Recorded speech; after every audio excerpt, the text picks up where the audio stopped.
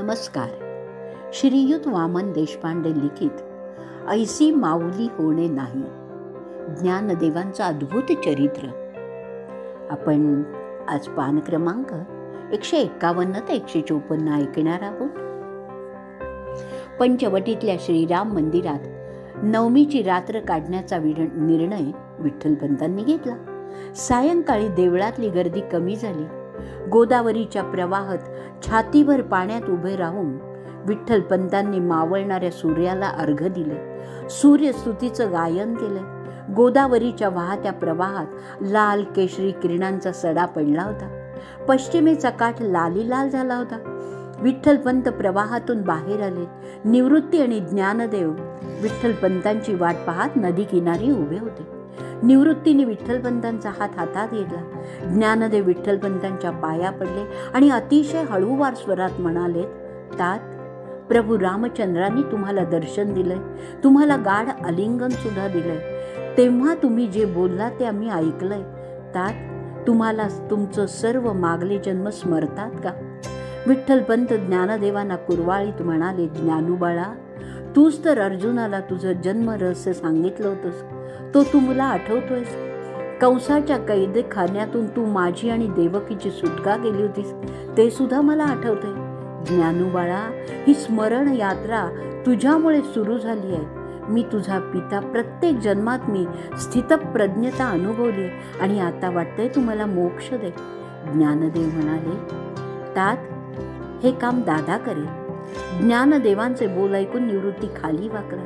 वडिलांच्या पायावर आपलं डोकं ठेवलंय आणि नंतर निवृत्ती म्हणाला, तात, हा तुमचा अखेरचा जन्म आहे. मला भगवंतांची गीता अतिशय प्रिय आहे. शिव म्हणून मी फक्त गीतेचं चिंतन करतो. या मानवी आकारात ज्ञानदेव त्याच गीता तत्वावर अवकाशव्यापी भाष्य करणार आहे आणि नंतर आम्ही सुद्धा पुन्हा मानवी आकार धारण करणार नाही. तात, आपण सर्वजण मोक्षाचे प्रवासी आहोत. नवमीचा अर्धचंद्र आकाशात उगवला होता. सर्वजण पुन्हा श्रीरामांच्या मंदिरात आले. रुक्मिणींनी सर्वांना धारोष्ण दूध दिले. विठ्ठलपंत जपाला बसले. त्यांच्या भोवती सगळी जण बसली होती. सर्वांनी जप करायला सुरुवात केली. मध्यरात्री श्रीरामाने विठ्ठलपंतांना स्वप्न दर्शन दिलं आणि सांगितले, ज्ञानदेव हा विष्णूचा अवतार आहे आणि तो ह्या विश्वातला अज्ञानाचा गडद काळोख निश्चितच भेदेल. दशमीच्या पहाटे विठ्ठलपंतांनी पंचवटी सोडली आणि सर्वजण त्र्यंबकेश्वराच्या दिशेने चालायला लागले. निवृत्तीच्या पायांना गती लाभली होती. त्याला अनाहत नाद ऐकू येत होता. लवकर ये, मी तुझी वाट पाहत आहे. निवृत्तीची पावलं भराभरा पडायला लागली. ज्ञानदेव निवृत्तीचा हात धरून चालले होते आणि त्यांना जाणवत होतं की कुठली तरी अज्ञात शक्ती निवृत्तीला ब्रह्मगिरीच्या दिशेने खेचून नेत आहे. ज्ञानदेवांबरोबर अथकपणे चालणाऱ्या गायीची पावलं सुद्धा जलद पडायला लागली होती. रुक्मिणी थकली होती. तिची चाल मंद झाली होती. मुक्ताई सुद्धा थकली होती. सोपाना विठ्ठलपंतांच्या मागून संतपणे येत होता. त्र्यंबकेश्वराच्या डोंगराची चढण सुरू झाली होती. विठ्ठलपंतांनी 2 वर्षाच्या मुक्ताईला आपल्या खांद्यावर बसवलं आणि सर्वजण डोंगर चढू लागले. सायंकाळ झाली होती.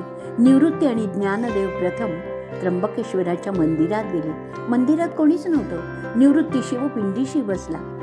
त्याला क्षणात ध्यान लागलंय. मुखातला ओम नमः शिवायचा जप चालूच होता. ज्ञानदेव निवृत्तीच्या शेजारी बसले.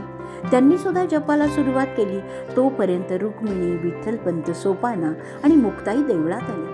विठ्ठलपंतांनी गाभाऱ्यात प्रवेश केला तेव्हा त्यांच्या लक्षात आलाय की गाभारा तेजाने गच्च भरलाय. सर्वत्र चंदनगंध सुटलाय.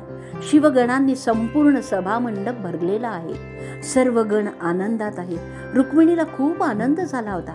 निसर्गाचं रौद्र रूप आणि साक्षात रुद्र ह्याने भारलेलं अत्यंत पवित्र ठिकाण. आपली 4 अवतारी लेकरं या शिवाच्या गाभाऱ्यात एकत्र आलेली आणि निवृत्ती जपमग्न.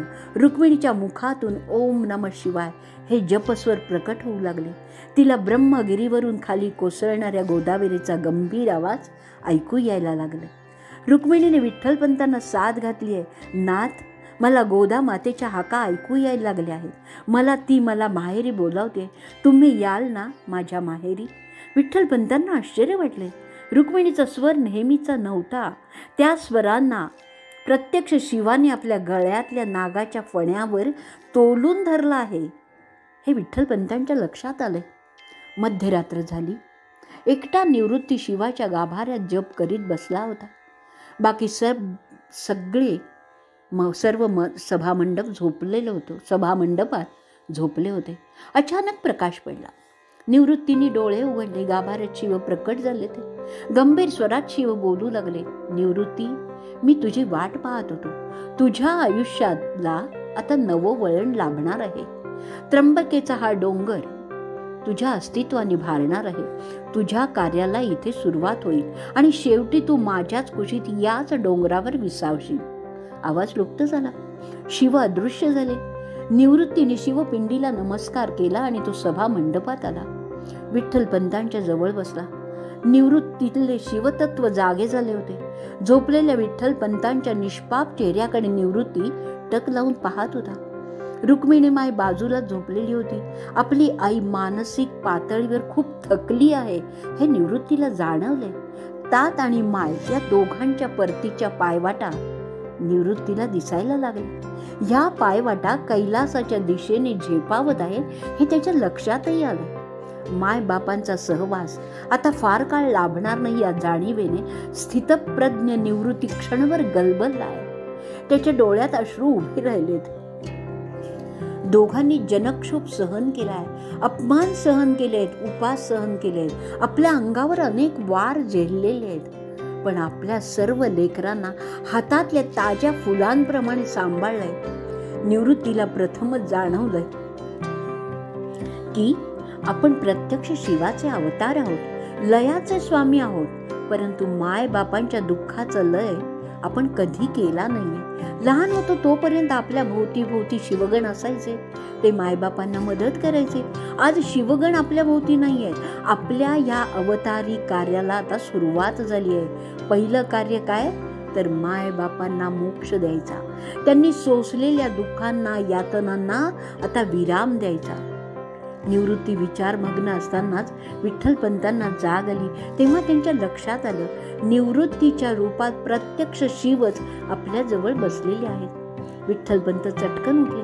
त्यांनी निवृत्तीमधल्या जागृत झालेल्या शिवतत्वाला साष्टांग नमस्कार घातला आणि म्हणाले, शिवशंभो, तू आम्हा दोघांचा लवकर उद्धार कर.